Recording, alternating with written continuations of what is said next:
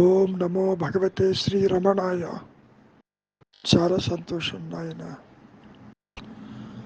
రమణ మహర్షుల వారి యొక్క అమృత వాక్కు, అదే అమృతవాణి, చాలా అమోఘమైనది.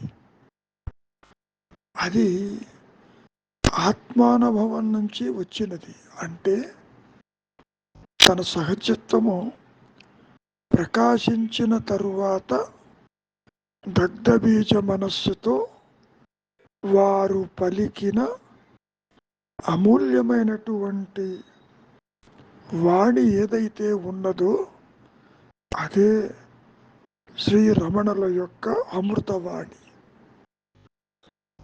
ఈ మాట ఎందుకు చెబుతున్నారు అంటే, నీవే ఆత్మవై ఉన్నావు, కానీ అనాత్మతో ఎప్పుడైతే నీవు ఉనికిని ఏర్పరచుకున్నావో అప్పుడు నీకు కలిగేది బంధము, దుఃఖము, ఆవేశము ఒకటి కాదు. అందుకని నువ్వు ఏం కోరుకుంటున్నావు? ఒక ఉచ్చతర శక్తి తన మీద దయ చూపించాలని. ఎందుకని? నీవు దేహాత్మ బుద్ధితో దేహం అనుకుంటూ ఈ మిథ్యా తాదాప్యం చేతనే నీవు ప్రతిదానికి దేహానికి అన్వయిస్తున్నావు.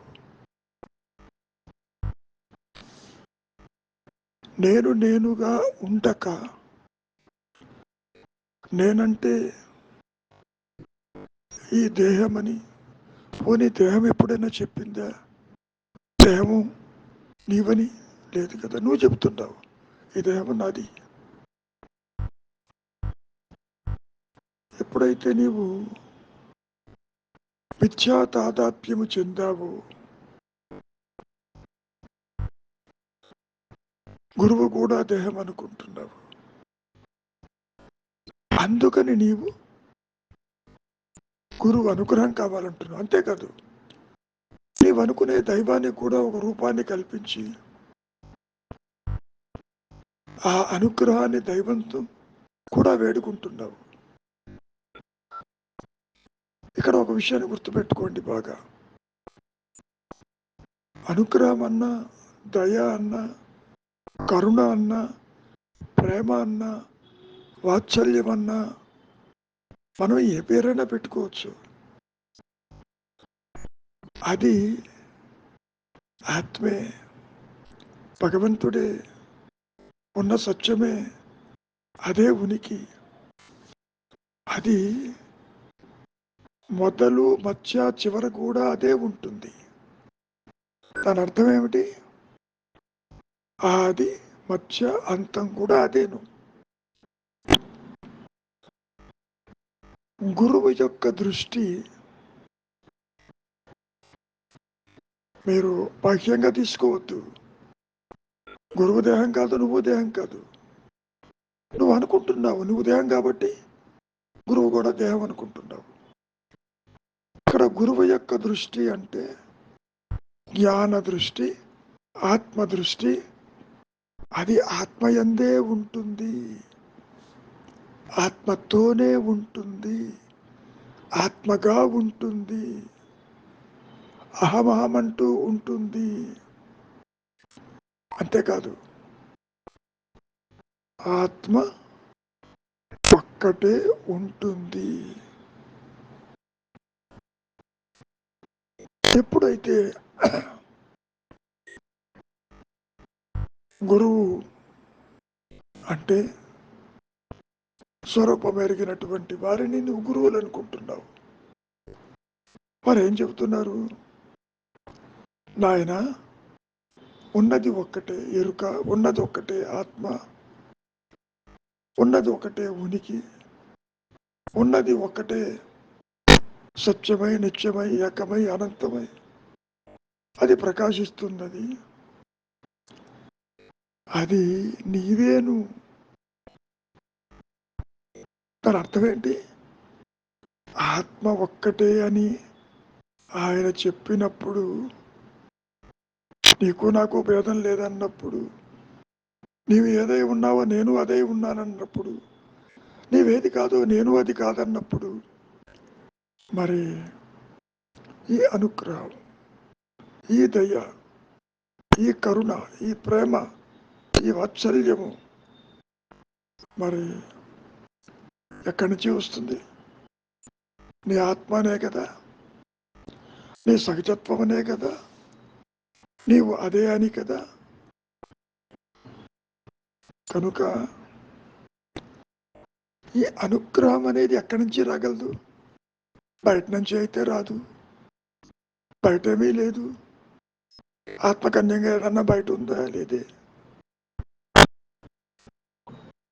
కాబట్టి నీ ఆత్మ నుంచే, నీ ఎరుక నుంచే, నీ సత్యత్వము నుంచే, నీ అహంస్ఫురణ నుంచే, నీ జ్ఞానం నుంచే, నీ ఉనికి నుంచే రావాలి కదా. ఎక్కడి నుంచి వస్తుంది అంటే దీని అర్థం ఏంటి? గురువు ఎవరో భౌతికం కాదు, నీ ఆత్మే నీ గురువు. ఆ ఆత్మే అనుగ్రహము, ఆ ఆత్మే దయ, అదే కరుణ, అదే ప్రేమ, అదే వాత్సల్యము. ఒకటి కాదు. ఏ మాటలతో మనం చెప్పుకున్నా అది పూర్తిగా అంతర్గతం, బహిర్గతం కాదు అది. కాబట్టి మనం నేను ఉన్నాను అన్నటువంటి ఆత్మ ఉనికి ఉంది, చూశారు? అదే నీ సహజత్వము, అదే సత్యము, అదే ఉన్నది. కాబట్టి నేను ఉన్నానన్న ఆత్మ ఉనికియే అనుగ్రహం. దాని యొక్క ఉనికి విడిగా ఏది రాదు. గతంలో చెప్పుకున్నట్టు నీవు దోష దృష్టి చేత అంటే నీవుగా ప్రకాశిస్తున్న అహంస్ఫురణ స్థితిని కాదని, నాకు తెలియదని నీవు అదై ఉంటూ మరి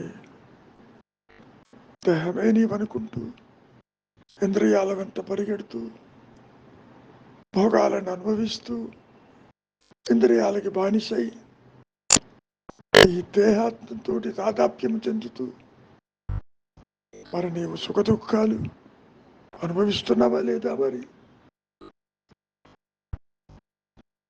ముఖ్యంగా నాయన, నీకు సందేహాలు రావటానికి ముఖ్య కారణం తనకు బాహ్యమైనటువంటి వాటిని కూర్చున్నటువంటి కోరికలు, బంధాలు, ఆశలు. దాని వలననే నీకు సందేహాలు వస్తాయి. ఏమవుతుందా ఏమవుతుందా ఏమవుతుందా, భవిష్యం అవుతుంది. గతాన్ని గురించి చింతించటం, ఎప్పుడో జరిగిన విషయాలని మనోపలకం మీదకి తీసుకురావటం, వాటిని మాటి మాటికి కలియబెట్టడం ఎంత ప్రమాదకరమో, అదేవిధంగా భవిష్యం ఏమవుతుందో, నా పిల్లలు ఏమవుతారో, సంసారం ఏమవుతుందో, నేను సంపాదించినటువంటి ఈ ధన కనక వస్తు వాహనాలు, కోట్లాది కోటాను కోట్లైనటువంటి ఈ విలువ గల వస్తువులు ఎవరు అనుభవిస్తారో అంటూ మదన పడుతున్నావుగా నీవు. అందుకని నీకు మనశ్శాంతి లోపించింది. నీ సందేహాలకి మూల కారణం బాహ్యమైన వాటిని గురించి నీకు ఆశ మొదలైంది. ఆశ అన్నా, కోరికలన్నా, నీవనుకున్నది జరగాలన్నా, అది బాగుంటుందన్నా అంతా నిన్ను మాయలోకి లాక్కెళ్ళేది. అంతవరకు దేనికి? నీవు కాసేపు నిద్రపోతే ఇక్కడ ఉన్న సంపద కానీ, నీ సంసారము కానీ నీతో వస్తున్నదే. అది నీతో నీ దేహమే రాదే. ఈ సంపాదన, ఈ సంసారము నాది నాది అంటున్నావే, అందులో ఏ ఒక్కటైనా నీవు నిద్రిస్తున్నప్పుడు తీసుకువెళ్ళగలిగావా? లేదుగా. మరి ఇక్కడైతే లయమైన మనస్సు వెనక్కి వస్తుంది. మరణ సమయంలో అది లయం కాదు, నష్టమవుతుంది. అందుకనే నిద్ర తాత్కాలిక మరణము, మరణము శాశ్వత నిద్ర. ఎవరికి నిద్ర? ఈ మాయా నేనుకి మాత్రమే. ఆత్మకి నిద్ర ఉండదు. నిద్ర ఉండదు కాబట్టి ప్రత్యేకించి మెలకువ ఉండదు. ఎప్పుడూ కూడా నేను ఉన్నాను ఉన్నాను అనే ఎరుక కలిగి జ్ఞానవృత్తి చేత అది తనకు తానుగా ప్రకాశిస్తూనే ఉన్నది. నీవెప్పుడైతే దేహాత్మ బుద్ధితో ఎక్కడెక్కడ దర్శిస్తున్నావో, ఏ ఏ కళలు కంటున్నావో, ఏ ఏ కర్మలు ఆచరిస్తున్నావో, ఏ ఏ లోకాలు దర్శిస్తున్నావో, అదంతా ఎక్కడుందనుకుంటున్నావు? నీకు బాహ్యంగా కనిపిస్తుంది, కానీ ఉన్నదంతా ఆత్మలోనే. ఆత్మకు ఆధారంగానే అది ప్రకాశిస్తుంది. నేనులో లేనిది బయటేం కనపడుతుంది నీకు? కాబట్టి ఈ మాయకి, ఈ ద్వైతానికి అతీతమైంది నీ సహజత్వము, నీ ఉనికి. కనుక ఒక విషయాన్ని బాగా గుర్తుపెట్టుకోండి. నేను ఉన్నాను అన్న ఎరుకకి, ఆత్మస్థితికి, తురీయానికి, జ్ఞానమయ స్థితికి అన్యముగా, వెలుపలగా ఏది ఉండదు, లేదు లేదు లేదు. మరి దీని అర్థం ఏంటి? ఇప్పుడు నీకంతా అన్యంగా ఉందిగా.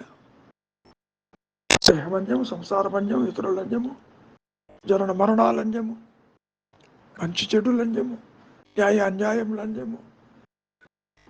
గతం ఒకటి ఉండదని, భవిష్యత్తు ఉండదని భావిస్తున్నావుగా. వీటన్నిటికీ కారణం ఏంటి? నీవుగా నిలిచి ఉండని స్థితిలో ఉన్నావు కాబట్టి నీకంతా అన్యంగా కనపడుతుంది. ఎప్పుడైతే నీవు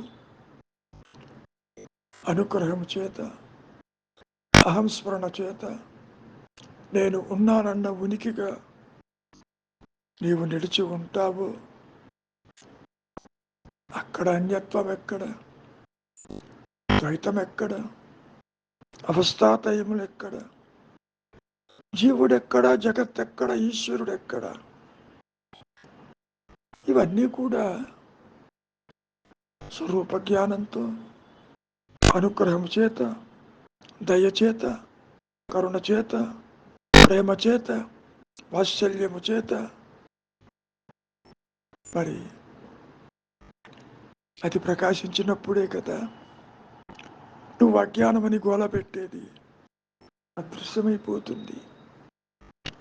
అదే కృష్ణ పరమాత్మ కూడా భగవద్గీతలో చెప్పడం జరిగింది. అర్జున, నన్ను శరణుజొచ్చిన వారికి ఈ మాయ ఏమీ చెయ్యదు. నన్ను శరణుజొచ్చటం అంటే ఏమిటి?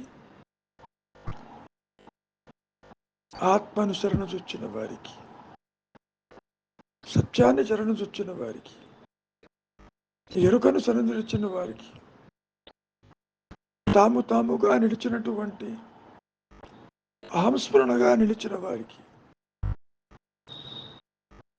అదే కదా నా స్వరూపము, నీ స్వరూపము.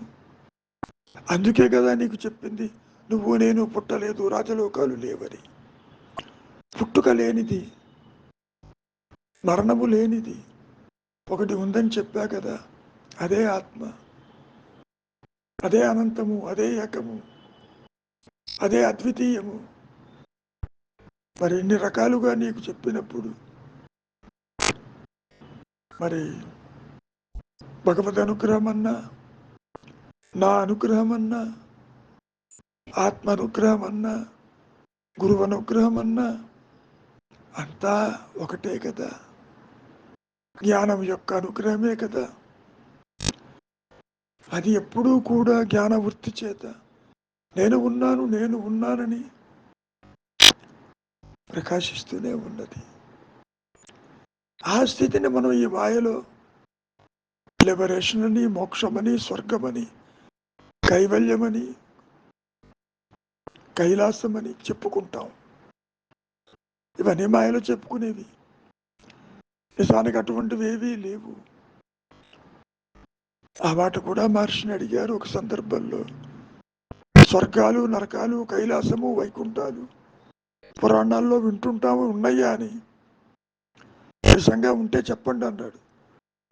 ఉన్నాయి, అవి నీ మనస్సులో. దాంతో తేలిపోయింది, అవన్నీ ఆలోచనలని. మంచిది, పౌనమే శరణ్యం చేశారు. మనకి గురువు గారు వేరే చోట ఎక్కడో ఉన్నారట, ఇంటికి ఇన్ టైంలో రావచ్చు రాకపోవచ్చు, మీరు కంటిన్యూ అవ్వండి అన్నారు. మనకి ఈసారి మళ్ళీ పెద్ద పరీక్ష, అమృతవాణి పైగా ఇది. రవి, అదే అదే మీకు పరీక్ష అందరికీనా? అందరికి స్టేటస్ అంటే ఏదో 4 వాక్యాలు ఉంటాయి, ఇది పెద్ద పెద్ద పారాగ్రాఫే ఉంది ఇక్కడ మనకి. అవునవును.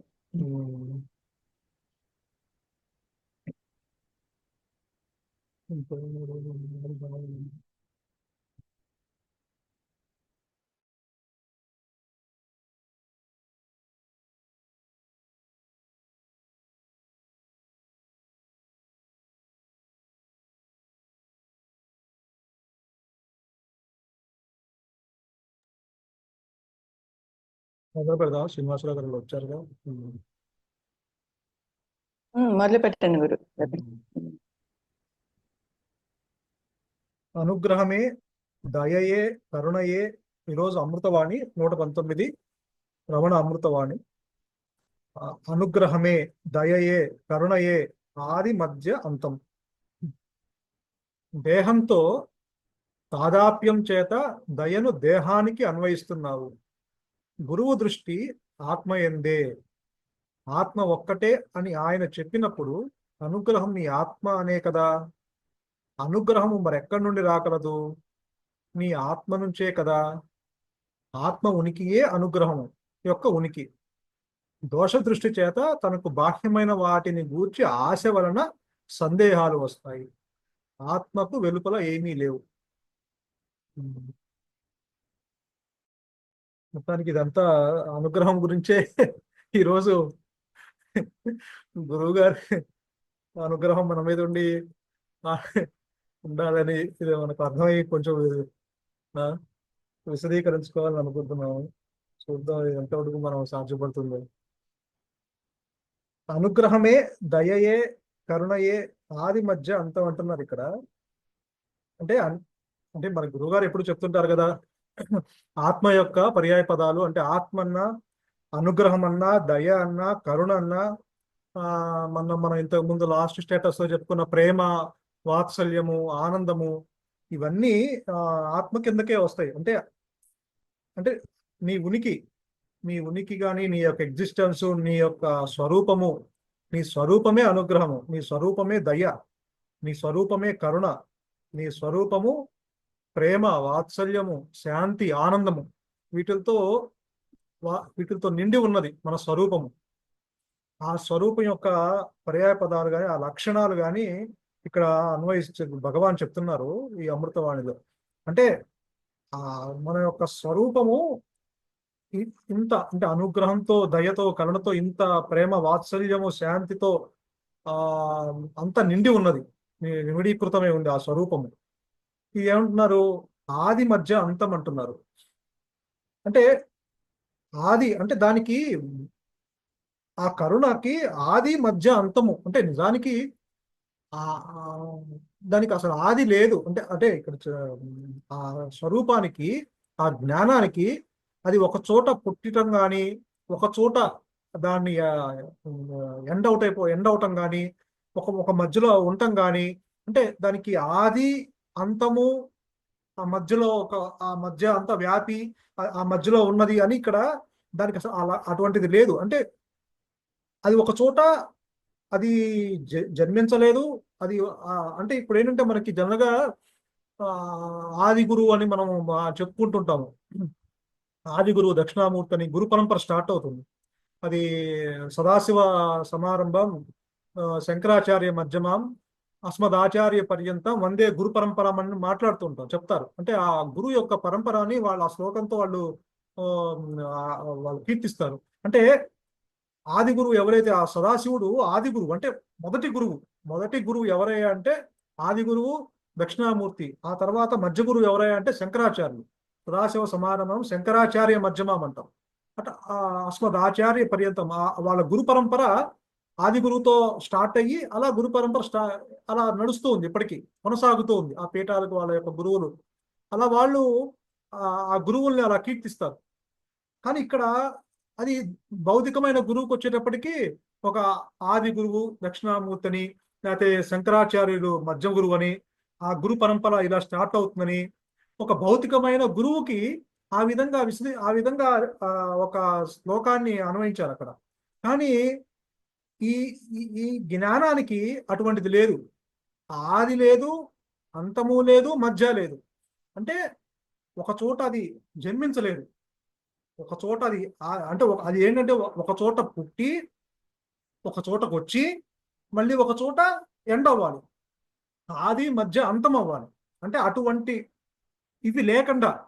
ఇటువంటిది లేకుండా దానికి ఆది లేదు, చివర లేదు, మధ్య లేదు. ఇటువంటిది లేకుండా ఉన్నదే జ్ఞానమయ్యి సర్వవ్యాపకమై ఉంది. సర్వవ్యాపకమయ్యి సర్వంగా వ్యాపించి దానికి అంటే ఖాళీ లేకుండా సర్వంగా వ్యాపించి ఉన్నది.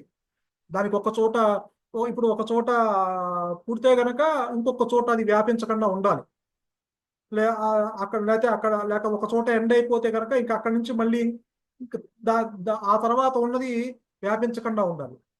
అటువంటిది లేకుండా ఆది మధ్య అంతం లేకుండా ఆ యొక్క జ్ఞానము ఆ అనుగ్రహము దయా కరుణయే ఆ ఆది మధ్య అంతం లేకుండా ఉన్నది. అంటే ఒక చోట పుట్టకుండా ఒక చోట దాని యొక్క తుది అవకుండా మధ్యలో లేకుండా ఏదైతే ఖాళీ లేకుండా సర్వంతా వ్యాపించి ఉన్నదో అదే అనుగ్రహము, అదే దయ, అదే కరుణ అని చెప్తున్నారు ఇక్కడ. ఇక్కడేంటి దేహంతో మిథ్యా తాదాప్యం చేత దయను దేహానికి అన్వయిస్తున్నాం అంటున్నాం ఇక్కడ. దేహంతో అంటే ఇక్కడ దేహంతో మిథ్యా తాదాప్యం చేత దయను దేహానికి అన్వయిస్తున్నాం. ఇది గురువుగారు చెప్తుంటారు. మిథ్య అంటే ఇక్కడ లేనిది ఉన్నట్లుగా కనిపించడము. అంటే మనం తాడును చూసి పాముగా భ్రమించినట్లు లేనిది అక్కడ లేని యొక్క ప్రపంచము అటాచ్మెంట్స్ కానీ లేకపోతే ఒక బాంధవ్యాలు కానీ ఇదంతా లేనిది ఉన్నట్లుగా మనం ఊహించుకుంటున్నాం. అంటే దాన్నే విద్య అంటున్నాము, మాయ అంటున్నాము. ఆ మాయ దేనితో తాదాప్యం చెందింది? దేహంతో. అంటే ఇక్కడ దేహంతో మిథ్యా తాదాప్యం చేత అంటే అక్కడ మిథ్య అని చెప్తున్నారు. అంటే అది ఉండి తాదాప్యం చెందలా. అది ఒక చోట అది ఉండి దేహంతో తాదాప్యం చెందలేదు. లేనిది ఉన్నట్లుగా ఊహించుకొని ఉన్నదే ఏదైతే ఉన్నదో అహంకారము, ఆ మాయ, అది దేహంతో మళ్ళీ అది దేహంతో పూర్తిగా తాదాప్యం చెందిందా అంటే అది కూడా చెందలేదు. దేహంతో తాదాప్యం చెందినట్లుగా ఉండటం వల్ల అంటే ఈ దేహమే నేను అంటే ఈ దేహము అని మనం చెప్తాం. కాబట్టి అంటే ఇప్పుడు నేను అంటే ఫలానా రవికుమారు, నేనంటే ఇగో ఈ దేహాన్ని, కళ్ళు, ముక్కు, కాళ్ళు, చేతులు ఉన్నవాడిని, నాకు ఇతరులు కనిపిస్తున్నారు, భార్య, పిల్లలు, తల్లి, తండ్రి, గురువులు, భౌతికమైన గురువులు, ఇల్లు, కార్లు, బంగళా, ఇవన్నీ నాకు కనిపిస్తున్నాయి. అంటే నేను దేహం అనుకున్నాను కాబట్టి నాకు స్త్రీలు పురుషులు లింగ భేదం లేకుండా చిన్నపిల్లలు పెద్దవాళ్ళు అందరూ నాకు కనిపిస్తున్నారు. అందరితోనూ మాట్లాడుతున్నాను, అందరితోనూ బంధాలతో ఏర్పరచుకుంటున్నాను. అంటే ఇదంతా ఎందుకు కారణం ఏంటంటే ఈ యొక్క అహంకారము దేహంతో తాదాత్మ్యం చెందినట్టుగా ఉండటం వల్ల నేను అంటే దేహం అని అక్కడ మనకి ఆ భ్రమ కలిగింది. కాబట్టి తాడును చూసి ఆ చీకటిలో పాము తాడు తొక్కినప్పుడు పాముగా మనకి అది భ్రమ చెంది భయపడ్డాం కాబట్టి మళ్ళీ వెలుగులో వచ్చేటప్పటికి అరే ఇది తాడే పాము అనే భయం పోయింది. అలానే ఆ ఆ ఎప్పుడైతే మనకి ఆ చీకటిలో ఉన్నంత కాలము ఈ దేహం నేనే అనే భావన కలుగుతూనే ఉంటుంది. ఈ అహంకారము ఈ దేహంతో తాదాప్యం చెందినట్లుగా ఉండటం వల్ల ఈ దేహంతో మిథ్యా తాదాప్యం అన్నారు. అందుకే అక్కడ భగవాను అది మిథ్య, లేనిది ఉన్నట్లుగా ఊహించుకునే తాదాప్యం. అది అంటే అది నిజమైంది కాదు, సత్యమైన తాదాప్యం కాదు, అది మిథ్యా తాదాప్యం. సత్యం అంటే అది ఎప్పుడూ ఎల్లవేళలా ఎప్పుడూ ఒకే రకంగా ఉండాలి. ఎందుకంటే ఇక్కడ మనం జాగృతావస్థలో, స్వప్నావస్థలో, మళ్ళీ నిద్రావస్థలో రకరకాలుగా మనం రకరకాలుగా స్థితులు ఉన్నాయి. మా పొద్దున్నే జాగృత అవస్థ చూస్తే అందరితోనూ మనము అటాచ్మెంట్స్ తోనూ మనము నేను దేహం అనుకుంటున్నా కాబట్టి నా చుట్టూ మనుషులు వీళ్ళంతా కనిపిస్తున్నారు కాబట్టి అది ఆ దేహంతో తాదాప్యం చెంది మనం ఇతరులతోనూ తాదాప్యం పెట్టుకుంటున్నాం. అదే నిద్రలో ఎటువంటి తాదాప్యం ఉండదు కాబట్టి మనకు ఎవరు కనిపించరు నిద్రపోతున్నప్పుడు.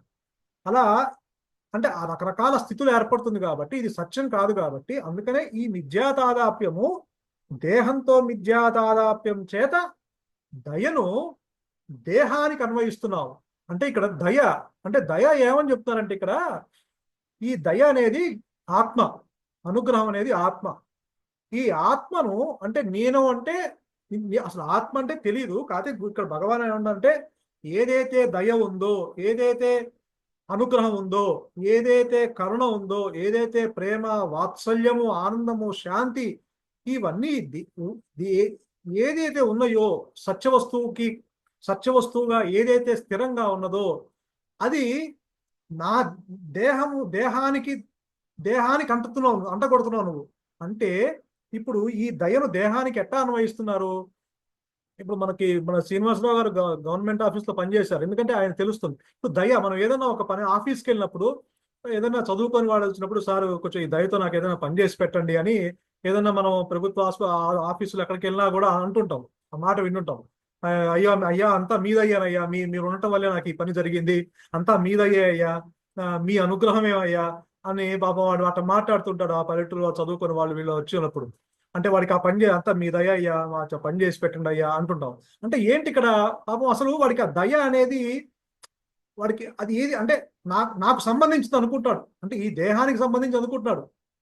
అది జ్ఞానం, అది దయ అనేది ఆ జ్ఞానం అని తెలియదు. నాకు ఈ పని చేసి పెట్టండి అయ్యా అంటే ఏంటి? నాకు నేను అంటే ఈ నేనుకి ఇగో ఈ పని చేసి పెట్టండి, నాకు ఈ దయతో ఇగో 100 రూపాయలు ఇస్తా, ఈ పని చేసి పెట్టండి అయ్యా అంటుంటాం. అట ఈ దయను అంటే అంత సర్వవ్యాపకమైన ఆ దయ అనుగ్రహాన్ని మనం ఇక్కడ ఏంటి, నేను అంటే దేహము, నేను అంటే ఈ దేహముతో తాదాప్యం చెంది ఆ తాదాప్యం చెందడం వల్ల నేను అంటే దేహం అని మనం భ్రమించినప్పుడు ఆ యొక్క అనంతమైన ఆ యొక్క సర్వవ్యాపమైన సద్వస్తు యొక్క ఆ యొక్క దయను మనం కేవలము నాకు పనిచేసి పెట్టండియా ఈ దయతో అంటాం. అంటే నేను అంటే ఈ నేనుకి పనిచేసి పెట్టండియా అంటాం. అంటే ఆ దయను అంతగా తీసుకొచ్చి ఇక్కడ మాట్లాడుతున్నాం. నిజానికి అది చెప్తున్నారు. అంటే దేహంతో నువ్వు మిథ్యా తాదాప్యము చేత అటువంటి దయను నువ్వు దేహానికి అన్వయిస్తున్నావు అంటున్నారు ఇక్కడ భగవాన్. అంటే అటువంటి అనుగ్రహాన్ని, అటువంటి ప్రేమను, అటువంటి వాత్సల్యం అంటే నిజానికి మనము ఈ ప్రేమ వాత్సల్యము మనము నిజానికి మనం ఈ దేహానికే అన్వయించుకుంటున్నాం దైనందిక జీవితంలో. ఈ సపోజ్ మనకి గబుక్కన మన పిల్లలే వచ్చారు, మన దగ్గరికి వస్తే మన మనవరాళ్ళే వచ్చారు, మనవాళ్ళే వచ్చారు, గబుక్కన ప్రేమతో మన దగ్గర తీసుకుంటున్నాం. అంటే ఏంటి, ఒక రకమైన అటాచ్మెంట్, ఆ శరీరానికి ఈ శరీరానికి ఒక రకమైన అటాచ్మెంట్ పెట్టుకున్నాం మనం. అంటే మన పిల్లలు వస్తే గబుక్కన దగ్గర తీసుకుంటాం, లేకపోతే ఎక్కడో 4 నెలల తర్వాత రాగానే పరిగెత్తుకుంటూ వచ్చి గబుక్కన వాటేసుకొని అటువంటి ఆ ప్రేమ వాత్సల్యాన్ని మన పిల్లల మీద చూపిస్తున్నాం.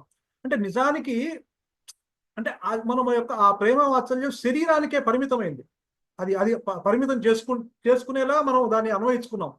దయ అంటే కేవలము ప్రేమ అంటే వాత్సల్యము అంటే ఆ అదే నీకు అది పెద్దవాళ్ళు మరి ఇప్పుడు ఎవరైనా పెద్దవాళ్ళు వచ్చారు గబుక్కన మనకి బ్లెస్సింగ్స్ ఇస్తారు, అరే ఎంత ప్రేమ ఎంత వాత్సల్యం ఉంది అనుకుంటాం. నిజానికి ఏంటంటే అటువంటి అంత సర్వవ్యాపకమైన సద్వస్తువు యొక్క ఆ దయ ప్రేమ కరుణ. అయితే ఇప్పుడు మన గురువు గారు వచ్చారు, మన గురువు గారు సపోజ్ మనం గురువు గారి దగ్గరికి వెళ్ళినా, వేరే గురువు లేకపోతే వేరే భగవంతుడి దగ్గరికి వెళ్ళినా కూడా, సో తిరుపతికి వెళ్ళినా కూడా, ఎక్కడికి వెళ్ళినా, కాళహస్తి వెళ్ళినా, అరుణాచలం వెళ్ళినా, భగవద్ అనుగ్రహం అంతా చక్కగా బాగా జరిగింది, నాకు ట్రిప్ చక్కగా యాత్ర బాగా ముగిసింది అనుకుంటాం.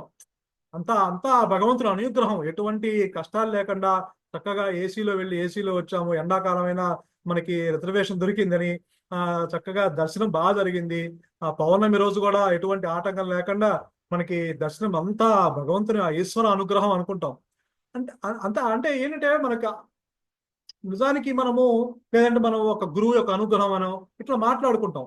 అంటే ఏంటి మనకి విడిగా ఒక ఒక భగవంతుడో లేక ఒక ఈశ్వరుడో ఒక గురువో ఒక భౌతికమైన గురువో మనము వాళ్ళని గుర్తుపెట్టుకొని వాళ్ళ అనుగ్రహం అని చెప్పి మనము ఆ గురువు యొక్క శరీరం, లేకపోతే గురువు ఉంటే గురువు, భగవంతుడు ఉంటే భగవంతుడు, మనకి విడిగా ఆ భగవంతుడితో తాదాప్యం చెంది అంతా భగవంతుని అనుగ్రహము, అంతా ఈశ్వర అనుగ్రహం అనుకుంటాం.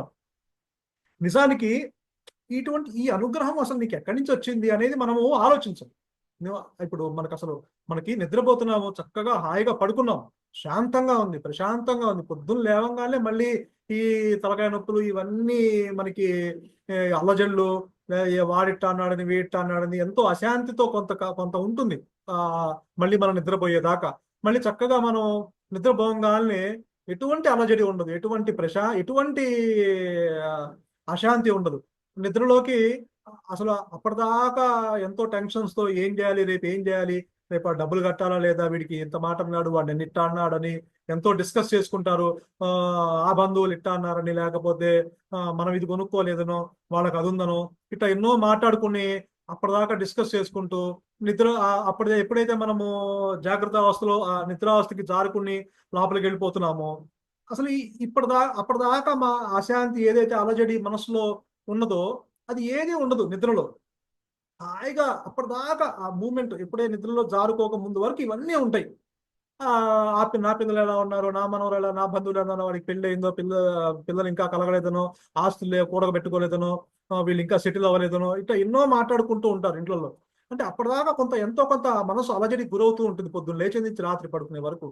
కానీ ఎప్పుడైతే నువ్వు ఆ నిద్రలోకి జారుకోగానే నువ్వు హాయిగా పడుకొని మళ్ళీ పొద్దున్నే లేచి ఆ యొక్క ఆ శాంతిని, అంటే అప్పటిదాకా ఉన్న అశాంతితో అలజడితో ఉన్న ఆ మనస్సు నిద్రలోకి జారుకోగల ఎటువంటి అసలు నిశ్శబ్దంగా ఎటువంటి అంటే ప్రకంపనలు లేకుండా నిశ్చలంగా హాయిగా పడుకొని పొద్దున్నే లేచి హాయిగా ఉంది అని చెప్పి మళ్ళీ ఇక ఏవో ఆ ముచ్చట్లు ఈ ముచ్చట్లు అని చెప్పి మళ్ళీ రాత్రి పడుకునేదాకా ఇవే సాగుతూ ఉంటుంది. అంటే ఇక్కడ ఆ నిద్రలో మనకు ఆ శాంతి మాత్రం లభిస్తుందా లేదా? లభిస్తుంది. మరి దీనికి కారణం ఎవరు? మరి అక్కడ ఏమైనా దేహంతో తాదాప్యం చెందింది అక్కడ? మరి అప్పటిదాకా నీకు దేహంతో తాదాప్యం చెందింది, ఎంతో అలజడులు క్రియేట్ చేసింది మనస్సు.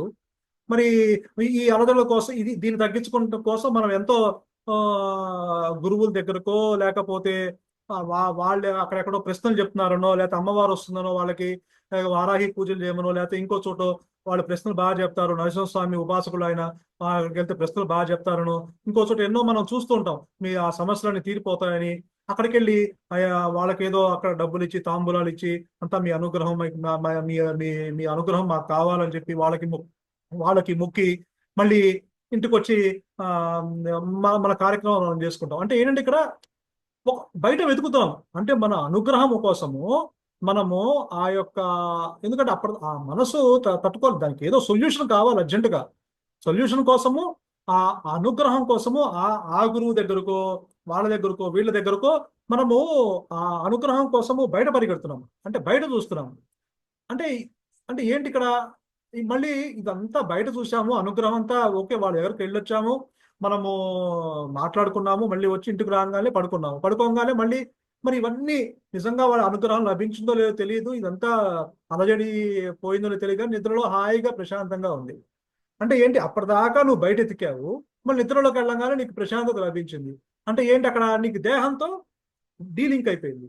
అక్కడ నీకు శాంతి లభించింది. మన నిద్రలో నీ ముచ్చట్లన్నీ ఉండాలి కదా. నువ్వు వెళ్ళిన ఆ ఈశ్వర నువ్వు ఎక్కడో పూజ చేసి వచ్చావు, అనుగ్రహం కోసం క్షేత్రాలు తిరిగి వచ్చావు, మరి అవన్నీ నీకు నిద్రలో ఉండాలి కదా, నిద్రలో రావట్లా. కానీ అంటే ఏంటి, అక్కడ దేహంతో నీకు డీలింక్ అయిపోయింది. నీకు దేహంతో డీలింక్ అయింది కాబట్టి నీ అనుగ్రహము ఉప్పెనలా వచ్చి నీ మీద కురిసి నీకు ప్రశాంతత లభించి నువ్వు హాయిగా పడుకునేలాగా చేసింది. నిజంగా అనుగ్రహం లేకుంటే గనక మనకి ఆ నిద్ర పట్టే అవస్థ గనక మనకి గనక భగవంతుడు ఆ అనుగ్రహం కల్పించకుంటే గనక మనము 24 గంటలు ఈ మనసుతో, ఈ అహంకారంతో అసలు మనకి ఎలా అంటే చివరికి అసలు మనం ఇంకా ఏం చేయాలో తెలియని పిచ్చెక్కిపోయి పారిపోయి అలా అలా మన యొక్క మనస్సు చాలా చంచలం అయిపోతుంది. అలా చాలా అలజడి గురి చేస్తుంది. తట్టుకోలేదు ఇంకా మనస్సు. దానికి 24 గంటలు మనసు గనక అది జాగృతావస్థలోనే ఉంటే అసలు దానికి అంతు లేదు. అది అసలు మన జీవనం కూడా కొనసాగించలేము. నీలో అంటే ఆ అనుగ్రహం ఎప్పుడైతే నీకు శరీరంతో అది ఎప్పుడైతే నువ్వు ఆ ఆలోచనలతో నువ్వు ఎప్పుడైతే నిద్రలో ఆ శరీరంతో డీలింక్ అయిపోయి హాయిగా పడుకొని పొద్దున లేచి హాయిగా అనుభవించావో, ఆ అనుగ్రహము నీ డీలింక్ అవటం వల్ల ఆ అనుగ్రహము నీలో ఉండి నీకు ఆ శాంతిని చేకూర్చి ఆ 8 గంటలు 9 గంటలు హాయిగా పడుకునేలా చేస్తుంది. మనకి మనము ఎంత మోకాళ్ళు ఆపరేషన్ చేయించుకున్నారే, ఎట్టా దీన్ని భరించాలి, ఎట్టా భరించాలి మనం ఎంతో మంది చూస్తున్నాం పాప ఈ రోజుల్లో. మోకాళ్ళ నొప్పులు వచ్చి ఉండాలి, ఎంతో సర్జరీ చేయించుకున్న వాళ్ళు సర్జరీ కోసం భయపడుతూ ఉంటారు. కానీ చేయించుకున్న వాళ్ళు కూడా మరి ఇప్పుడు మోకాళ్ళ ఆపరేషన్ ఎన్ని ఆపరేషన్ చేయించుకున్నా కూడా ఇంటికి తీసుకున్నాక ఈ పెయిన్ ఎట్టా అనుభవిస్తాం అనుకుంటాం. కానీ మనకి ఆ నిద్ర సుఖము ఉండటం వల్ల కనీసం ఆ 8 గంటల్లో కొన్ని ఏదో మాత్ర వేసుకొని ఆ మాత్ర వేసుకొని నిద్రపోవటం వల్ల ఆ నొప్పి కూడా నొప్పి లేకుండా ఆ శరీరంతో ఆ నొప్పిని కూడా మనకి ఇవ్వకుండా ఆ అనుగ్రహము నీలో ఉండటం వల్ల నీకు ఆ శాంతి లభించడం వల్ల ఆ పెయిన్ కూడా ఆ 8 గంటలు తెలియకుండా నేను హాయిగా నిద్రపుస్తున్నాడు. ఇదంతా కారణము నీలో ఉన్న అనుగ్రహం మాత్రమే. అది బయట ఎక్కడా లేదు. అది ఆ దయ ఉండబట్టే, ఆ ప్రేమ వాత్సల్యం కరుణ ఉండబట్టే, ఆ అనుగ్రహం నీలో ఉప్పెనలా ఉంది కాబట్టి అది నీకు ఇక్కడ ఆ అనుగ్రహము నువ్వు ఆ శాంతిని పొందగలుగుతున్నావు నిద్రలో. అంటే ఇక్కడ అది ఏం చెప్తున్నాడు భగవాను ఇక్కడ, నువ్వు ఈ దేహంతో తాదాప్యం చెందటం వల్ల ఏదైతే దయ ఉందో అది నువ్వు దేహానికి అన్వయిస్తున్నావు. అది తప్పు. అంటే అక్కడ నువ్వు ఈ దేహానికి కావాలి అనుగ్రహం అంటున్నావు. ఈ దయ ఇప్పుడు భగవాన్ దక్షిణామూర్తి దయా దాక్షిణ్యానికి పేరు. ఆయన దయా దాక్షిణ్యుడు. అంటే చాలా కొద్ది మందికి మాత్రమే దయ ఉంటుంది. ఇప్పుడు రోడ్డు మీద మనము ఎక్కడో యాక్సిడెంట్ అవుతుంటుంది.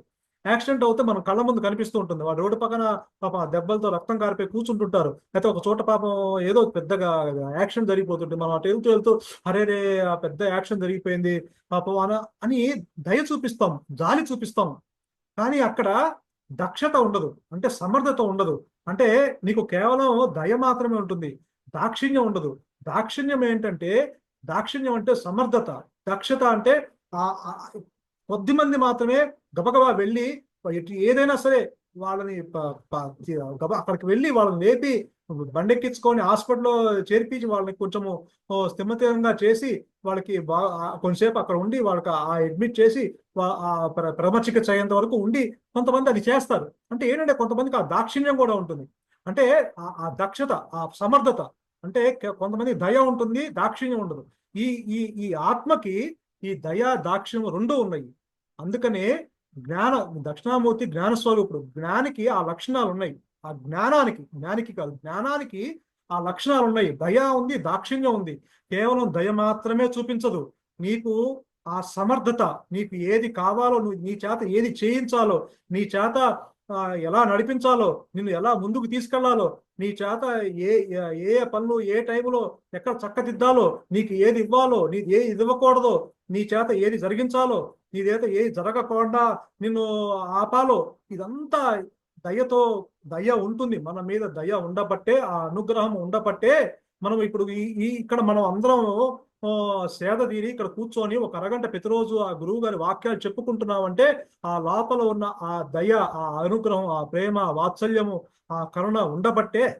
మనకి ఈ అవకాశము ఇలా భగవంతుడు ఆ లోపల ఉన్న జ్ఞానమే భౌతిక గురువు ద్వారా ఇదంతా ఎక్కడెక్కడ ఎవరిని కలపాలి, ఎక్కడెక్కడ ఎవరిని లింక్ చేయాలి అనేది ఒక పెద్ద అడ్మినిస్ట్రేషన్. ఆ అడ్మినిస్ట్రేషన్ అంతా ఆ జ్ఞానం తీసుకుంటుంది. ఆ జ్ఞానం, the self that does everything, ఆ జ్ఞానం తీసుకొని ఎక్కడెక్కడ ఎవరిని కలపాలి, ఎవరిని ఉంచాలి, ఎవరిని తుంచాలి, ఎవరికి ఎలా అందిస్తే వాళ్ళు ముందుకెళ్తారు, ఏ రకంగా ఏ స్థాయి వాళ్ళని ఏ స్థాయి తీసుకురావాలి, ఆ వాళ్ళలో ఉన్న ఆ యొక్క లోపాలని ఎలా వాళ్ళది ఆ యొక్క లోపాలని ఎలా సవరించాలి, ఆ వాసనలు ఎలా పోగొట్టాలి, ఆ లోపాలని బయటికి తెచ్చి మనకి ఆ పరీక్షలు పెట్టి మనకి రకరకాలమైన సంఘటనలు ఎదుర్కొనేలా చేసి అది మనలో ఆ పరిపక్వత తీసుకొచ్చి ఒక పండు అది ఎప్పుడైతే పరిపక్వానికి వచ్చి అది పెద్ద పండు అయిపోయి అది బాగా పండు ఎర్రగా అయిపోయి పరిపక్వం వచ్చిన తర్వాత దానంతా అది రాలిపోతుంది. దాన్ని ఎవరు కొయ్యరు.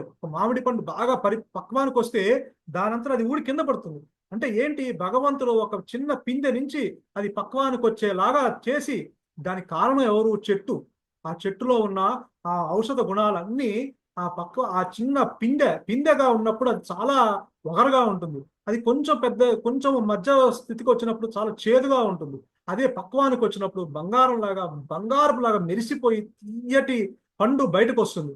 అది ఇంకా పక్వానికి వచ్చినప్పుడు దానంతా అదే రాలిపోతుంది. అంటే ఏంటి అక్కడ ఉద్దేశం?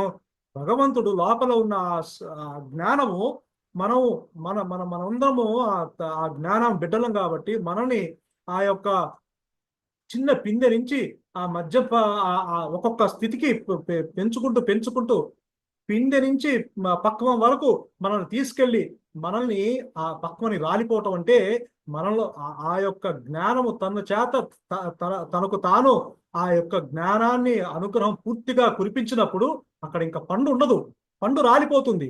పండు రాలిపోవటం అంటే ఏంటి అక్కడ అర్థము? ఆ యొక్క జ్ఞానము పరిపూర్ణంగా అనుగ్రహం కురిపించినప్పుడు ఈ నేననే అహంకారం ఉంటుందా? ఉండదు. ఆ అహంకారం రాలిపోతుంది. అహంకారం రాలిపోతే ఇంకా ఉండేది అనుగ్రహం మాత్రమే. అదే ఆ అనుగ్రహం ఉండబట్టే మనకి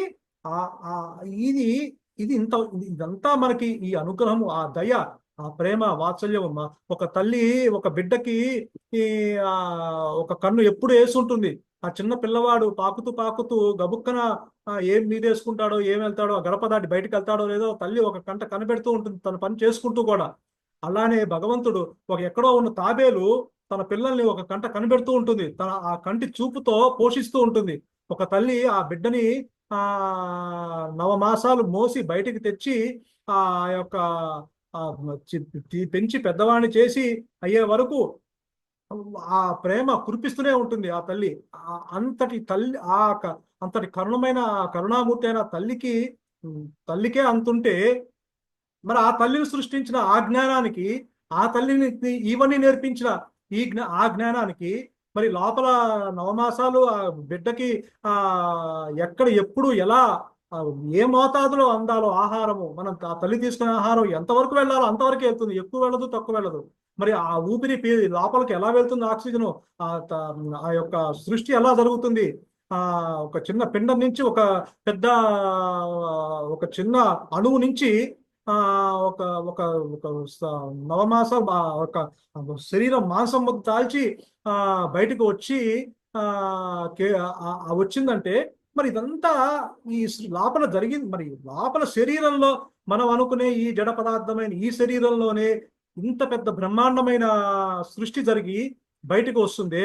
మరి కేవలము ఈ చిన్న గర్భం, అది ఆ చిన్న గర్భంలో ఒక చిన్న అణువు వెళ్ళి అది బయట పిండంగా మారి అది బయటకు వచ్చి ఇంత సృష్టి జరుగుతుంటే మరి దీనికి కారణం ఎవరు? అది శరీరం జడమని చెప్పుకున్నా సరే, ఈ మాయకి ఈ జడమని చెప్పుకుని ఈ దేహం రాలిపోతున్నా సరే, కానీ లోపల ఒక పెద్ద సృష్టి జరుగుతుంది. అంటే ఈ అనుగ్రహం లేకుండా ఇది జరగదు. ఎవరు దానికి ఆహారం పెడతారు, ఎవరికి దానికి ఆక్సిజన్ ఇస్తారు, ఎవరు దాన్ని తీసుకొస్తారు? మరి తీసుకొచ్చి బిడ్డ బయటకు వచ్చిన తర్వాత మళ్ళీ తల్లి ఆలనా పాలనలో తల్లి ప్రేమ చూపించి వాడిని పెంచి పెద్ద చేస్తుంది. అంటే ఇదంతా తల్లికి ఇవ్వాల్సిన జ్ఞానం తల్లికి ఇస్తాడు, లోపల జరగాల్సిన ఆ సృష్టికి కావాల్సిన ఆధారము జ్ఞానం ఇస్తుంది. అంటే ఇదంతా ఈ జ్ఞానము, the self that does everything అనేది గురువు గారు ఎందుకు అలా పదే చెప్తున్నారంటే ఆ జ్ఞానం ఉండబట్టే, అంతెందుకు ఇప్పుడు మనం ఉండబట్టే, ఆ అనుగ్రహం ఉండబట్టే మనము ఇలా చెప్పుకుంటున్నాము, అది అది ఆ సృష్టి జరుగుతుంది. లేదంటే అది ఎవరు ఇంతవరకు కనుక్కోలేకపోయారు ఆ సృష్టి ఎలా జరుగుతుంది అనేది, ఆ బిడ్డకి ఎలా ఆ ఎంత ఎంత మోతాదులో వెళ్తుంది, ఎంత తీసుకోవాలి, అది పాలు ఎంత ఆహారం లోపలికి వెళ్ళాలి కూడా అదంతా ఆ జ్ఞానం చేత జరుగుతుంది కాబట్టి. సో ఆ దయ ఉంది, ఆ ప్రేమ వాత్సల్యం ఉంది. తల్లికి ఆ ప్రేమ వాత్సల్యం బిడ్డ మీద ఎంత ఉందంటే, ఒక తల్లి బిడ్డ మీద ప్రేమ వాత్సల్యం చూపిస్తుంటే, ఆ గురువు ఆ సాక్షాత్ ఆ జ్ఞానము మరి ఇంకెంత చూపించాలి. ఆ ఆ యొక్క ఆ ఎంత ఉంటుంది ఆ జ్ఞానం యొక్క మనం అందరి మీద ఆ అనుగ్రహము. కాబట్టి ఇక్కడ గురువు గారు వచ్చారు. గురువు గారు మీరు చెప్పు నాయన. ఆ అవునా, డౌట్లు ఉంటే అడుగు. గురువు గారు ఆ, చెప్తారా గురువు గారు? చెప్పు, నువ్వు ఏమన్నా డౌట్ అడుగు, చెప్తా. చెప్పుకుంటే డిస్కస్ చేసుకుంటున్నాం గురువు గారు. పర్వాలేదు, ఏం చేస్తున్నావు చెప్పు అని. గురువు గారు ఇదే ఇప్పుడు అనుగ్రహమే దయయే కరుణయే మధ్య అంతము. జ్ఞానంతో విద్యా తాదాత్మ్యం చేత దయను దేహానికి అన్వయిస్తున్నాము అని కూడా చెప్పుకున్నాను గురువు గారు. ఇక అవును. దాని తర్వాత గురువు దృష్టి ఆత్మ ఎందే, ఆత్మ ఒక్కటే అని ఆయన చెప్పినప్పుడు, అనుగ్రహం నీ ఆత్మ అనే కదా, అనుగ్రహం మరి ఎక్కడి నుండి రాకలదు, నీ ఆత్మ నుంచే కదా. అంతేగా. ఆత్మ ఉనికియే కాబట్టి ఇక్కడ ఆత్మ యొక్క ఉనికి. అంతే. మరి ఇక్కడ ఏంటంటే గురువు దృష్టి ఆత్మ ఎందే అంటే ఆత్మే గురువు అని అర్థం. గురువు దృష్టి అంటే గురువు విడిగా ఉండటం కాదు. గురువు భౌతికం కాదు, విడిగా కళ్ళతో చూడటం కాదు. దృష్టి అంటే జ్ఞాన దృష్టి, ఆత్మ దృష్టి గురువేను అని అర్థం. గురువు గారు ఆత్మ దృష్టి అంటే తనకు తానుగా ఆత్మ ప్రకాశిస్తున్న స్థితి గురువు కాబట్టి, నీవు అదే కాబట్టి అది ప్రకాశించినప్పుడు నీ ఆత్మగా ఆ గురువు ప్రకాశిస్తూ ఉంటాడని అర్థం. ఆమె గురువు నాడు, నేను అదే అంట. నువ్వు గురువు ఎవరంటే ఆత్మే అంట. ఆత్మ అంటే ఎరుక, ఆ ఎరుకే గురువు అని అర్థం. ఏమైనా ఆర్ గెటింగ్ ది పాయింట్? ఇక్కడ భౌతికంగా నువ్వు దేహం అనుకోబట్టి ఇతర దేహాలు కూడా నువ్వు గురువు అనుకుంటున్నావు, ఆకారాలు. నీవు దేహము కాదు, గురువు దేహం కాదు. నీవు అదే ఉన్నావో గురువు అదే ఉన్నాడు. కాబట్టి ఉన్నది ఎరుక, ఆ ఎరుకే గురువు. అది ప్రకాశించినప్పుడే నీ దేహాత్మ బుద్ధి, ఈ ద్వైతము, ఈ జనన మరణాలు అంతరించిపోతాయని చెప్పటం. Are getting the point? కాబట్టి దయ అన్న, కరుణ అన్న, వాత్సల్యం అన్న, ప్రేమ అన్న, అది మనం భౌతికంగా మనస్సుతోటి ఇతరులు నీకు అందించేది కాదు అని చెప్పటం. చాలా మంది ఎంతో ప్రేమగా ఉంటారు, ఒకళ్ళ మీద ఒకళ్ళు వాత్సల్యంతో ఉంటారు, అది కాదని చెప్పటం. అంటే భౌతికంగా ఇతరులు నీకు చూపించేది కాదు, నీ ఆత్మే ప్రకాశం అనేది అనుగ్రహం చేత, దయచేత అది ప్రకాశించినప్పుడు నీ జీవాత్మ భావన, జనన మరణాలు అదృశ్యమైపోతాయని చెప్పటం ఇక్కడ. అది విశేషం. Are getting the point? ఏమైనా అది దోష దృష్టి చేత తనకు బాహ్యమైన వాటి గూర్చి ఆశ వలన సందేహాలు వస్తాయి. అంటే ఏంటి? పరిమితమైన జీవుడిగా ఎవరు నన్ను అనుగ్రహిస్తారు, ఏ గురువు దగ్గరికి వెళ్ళాలి అని భౌతికంగా తిరుగుతాడు. చివరికి ఆ గురువు ఏమంటాడు? నేను నీలోనే ఉన్నాను, ఆత్మగా ఉన్నాను, నీవు దేహం కాదు అని చెప్తాడే తప్ప ఆత్మజ్ఞానము అందించడు. ఏనాయనా? గురువు గారు are you getting the message? కాబట్టి గు అంటే అజ్ఞానం, రు అంటే తొలగించేది. సృష్టిలో ప్రతిదీ గురువే, అసలు ఉన్నదే గురువు అన్నాడు మహర్షి. గురువు అంటే జ్ఞానము. ఆ జ్ఞానం ఉండబట్టే ఈ సృష్టి ఇలా నడుస్తున్నది అని చెప్పటం. గురుగారు అవును. ఓకే, ఆ, ఇంకేమైనా డౌట్లు ఉన్నాయా క్లోజ్ అయ్యే లోపల? ఉమ్. ఏమా పద్మజ, ఉన్నావా? బిజీగా ఉన్నావా? కొంచెం పోన్లే. శ్రీనివాసరావు గారు ఏమన్నా ఉందే?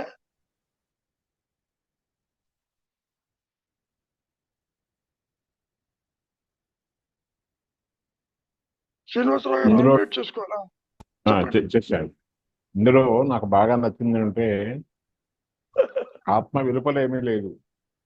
అంటే అంత అది ఆత్మలోనే ఇమిడి సర్వము, జగత్తు, జీవుడు, ఈశ్వరుడు, నువ్వు ఏ విషయం తీసుకురండి, ఏ టాపిక్ తీసుకురండి, ఎనీథింగ్ ఎవ్రీథింగ్ మెర్జెస్ ఇది ఆత్మ. మెర్జెస్ కాదు, ఎవ్రీథింగ్ లివ్స్ ఇన్ ఆత్మ. అది మాత్రమే ఉంది, అందులోనే అన్ని ఉన్నాయి. అంటే విరాట్ That is పక్షి యొక్క point. విశ్వరూపంలో చూపిస్తే అన్ని సృష్టి మొత్తం ఎలా కనిపించిందో, కృష్ణుడు వెన్న దొంగ మట్టి తిన్నాడని చెప్పి చెప్పినప్పుడు నోరు తిప్పి చూపిస్తే ఎలా చూపించాడో, అక్కడ చూపించిన సీన్ భ్రమ అయినప్పటికీ మొత్తం అంతా ఆయనలోనే ఉంది. అది తప్ప ఇంకోటి లేదు. కనుకేమిటి, అంతా విస్తరించి ఉంది, వ్యాపించి ఉన్నప్పుడు ఎక్కడ కదులుతుంది? స్థాణువు ఆయన అచలుడు అయ్యాడు. అంచేత కదలిక అన్నది లేదు, ఎక్కడికి పోయేది లేదు, అంతా విస్తరించి ఉన్నాడు. కాబట్టి అది తప్ప ఇంకోటి లేదు. కాబట్టి ఈ దయ, కరుణ అన్నవి ఎక్స్టర్నల్ గా దేహాత్మ బుద్ధితో మనం భావించుకుని ఒక ఆయనకి ఏదో ఫేవర్ చేశాడు, మెరిసి చూపించాడు అని చెప్పి మనం అనుకుంటాం. అది కాదు. అసలు దయ అన్నది ఆయన వల్లే. ఆయన ఇచ్చేటువంటి నిద్ర వల్ల, విశ్రాంతి వల్ల, విరామం వల్ల ఇతను స్వస్థత పొందుతున్నాడు ఆ కాసేపైన. అదర్వైజ్ అదే నైట్ మేర్ అంటారా, అట్లాంటి జీవితం మొత్తం. అంతేనా? కాబట్టి నాకు అర్థం. ముందు ఆత్మ నుంచి ఈ అహంకారము, అహంకారం నుంచి దేహాత్మ బుద్ధి, దేహాత్మ బుద్ధి నుంచి వాసనలు, దాన్ని బట్టి సృష్టి, ఇవన్నీ చూస్తున్నాం. దీని ఆధారం ఆత్మే, కానీ ఆత్మలో ఏదీ లేదు. అవునండి. శ్రీ సర్వ మాయకి ఆధారం ఆత్మే, ఆధారం ద్వైతానికి భిన్నం. ఆధారం ఆత్మ. భిన్నం. అది పాయింట్. అది మార్చి చాలా స్పష్టం చేశారు. ఆత్మలో జీవుడు, జగత్తు, ఈశ్వరుడు లేరు నాయన. ఏమి లేవు. కానీ ఇక్కడ మనం కలవగంటున్నట్టుగా, కలగంటున్నట్టుగా వీళ్ళు కనపడతారు. ఇక్కడ దేహాదులతోటి స్త్రీ పురుష భేదము, ఉచ్చనీచ భేదము, ఇతరులు, పశుపక్షాదులు, ఇదంతా కూడా ఆత్మే. ఇప్పుడు పిపీలకాది బ్రహ్మ పర్యంతం అంతా ఆత్మే. అవును. ఎక్కడెక్కడ నీ మనసుతో ఊహించి చూస్తావో అదంతా కూడా ఆత్మే. పాయింట్ అది. ఆత్మని విడిచి సృష్టి లేదు, సృష్టి లేకపోయినా ఆత్మ ఉన్నది. పాయింట్ అది. నీవు ఆలోచించకపోయినా ఆత్మ ఉండి తీరుతుంది. అదే నీ స్వరూపం అని చెప్పటం. తెలిసినా అదే తెలియకపోయినా కూడా అది ఉంది. నాకు తెలిసినా తెలియకపోయినా కూడా అది ఉంది. నీకెప్పటికీ తెలిసేది కాదు, తెలియనిది కాదు. ఈ దేహంతో తెలుసుకోలేంగా, పైగా మనసుతో తెలుసుకోలేము. కాబట్టి అంటే దీనికి అతీతమైంది అది. తెలియబడనిది కాదు, తెలుసుకునేది కాదు. అవును. ఎందుకని ఇంద్రియాలకు అతీతం, మనస్సుకు అతీతం, అవస్థలకు అతీతం, కాలానికి అతీతం. కాబట్టి ఉన్నది ఒకటే సత్యం, అదే నేనున్నానన్న ఎరుక. దాన్ని విడిచి లేనిది సృష్టి. ఇప్పుడు మాటలన్నీ కూడా సృష్టిలో చెప్పుకుంటున్నాం మనం. ఈ మాయలో కూడా ఒక జాగ్రత్త అవస్థలో పుట్టుకని, మరణమని, బంధమని, మోక్షమని, పుణ్యమని, పాపమని ఇట్లా అనుకుంటూ ఉంటారు. ఏమైనా అంతకంటే ఏం లేదు. కాబట్టి అత్యంత తేలికైనది అనుగ్రహం, అది ప్రవహిస్తూనే ఉన్నది. గ్రేస్. నీవు చెయ్యవలసింది ఆ అనుగ్రహానికి పాత్రుడు కావాలి. పాత్రుడు అనేది అది డిసైడ్ చేస్తుంది.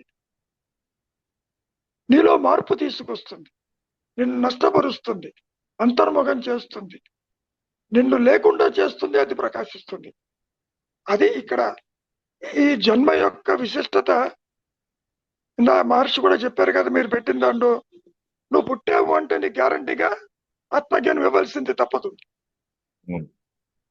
అంటే పుట్టుకలోనే ఆత్మజ్ఞానం దాగి ఉంది. అందరూ జీవన్ముక్తి లేని అనటంలో ఉద్దేశం అది. ఎన్నో జన్మలు ఎత్తాలి, ఎన్నో కష్టాలు పడాలి అనుకోవద్దు. దెర్ ఈస్ నో డిజెక్షన్ అన్నాడు మహర్షి. అదే పొద్దున కూడా మనం చదువుకుంటే. కాబట్టి నీకు తెలిసినా తెలియక